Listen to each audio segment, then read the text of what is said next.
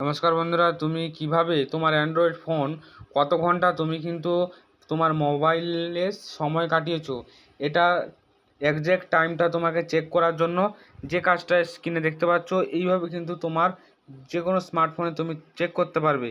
তো এটা কিন্তু তুমি খুব সহজে চেক করতে পারবে। চেক করার জন্য তোমাকে কিন্তু সেটিংয়ে চলে আসতে হবে। সেটিংয়ে আসার পর তুমি নিচের দিকে স্ক্রল করলে দেখতে পাবে যে ডিজিটাল ওয়েবিং অ্যান্ড প্যারেন্টাল কন্ট্রোল, এই অপশানে তোমাকে ক্লিক করে দিতে হবে।